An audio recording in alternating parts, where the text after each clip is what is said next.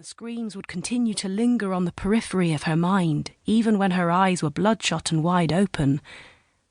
A reminder that no one was ever truly free. 1. Neat. It has to be neat. I remind myself of this as I lift the fountain pen in my hand and begin to guide it slowly and gracefully over the paper. I need silence. Stillness. The bare bulb above me shakes. The tremble spreads across the ceiling like a stain. Fuck. The pen is down and my blood pressure is up. Fucking Mrs. Norris in number 5 is hoovering again. And the old crone will labour over it as she usually does, thanks to her arthritic knee. It's bad again, she always says, through those wrinkled lips of hers each time I pass her in the stairwell. What does she expect me to do? Carry her? Cure her? Now my whole flat is whirring along to the guttural groan of Mrs. Norris's cheap hoover.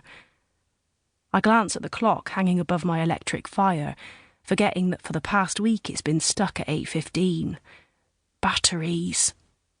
I grind my teeth, already knowing that I'll forget this addition to my shopping list, thanks to the noise which is now reaching down from above and scratching against my bones.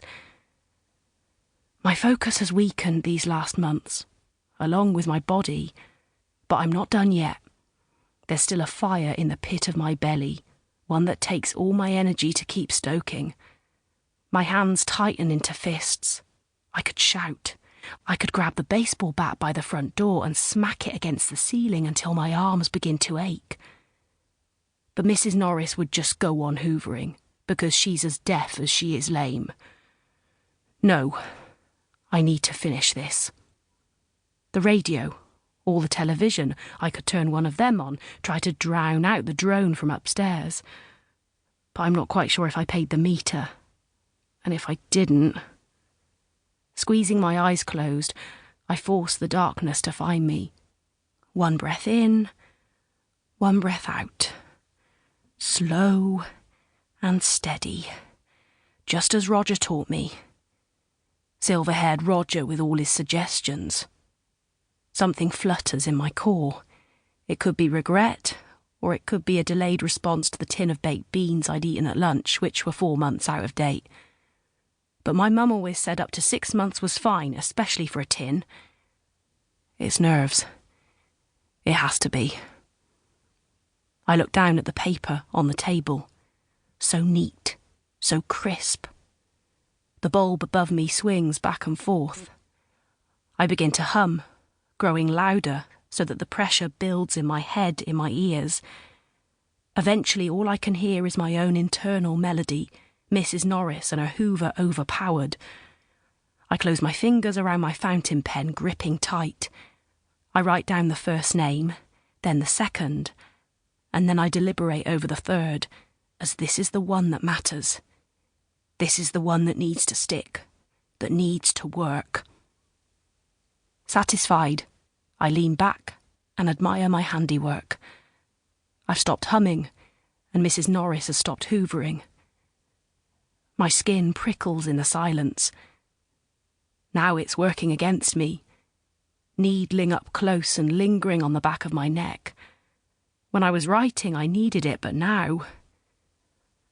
I close my eyes, surrendering myself again to the darkness, and open my mouth wide. The scream I release is piercing, burning my throat. But no one will come running. No one ever does. When I open my eyes again, I don't know how much time has passed, only that my throat is raw and my palms are clammy. I imagine you, running, sprinting through the sunlight. All of this hard work, for you, for us, for all of us. I've never liked the woods, but you do, so this is where it needs to be, where I need to be. 2 trains and 1 bus, that's what it's taken to get me here. It's late and dark. The trees are still not stirred, even in a gentle rustling.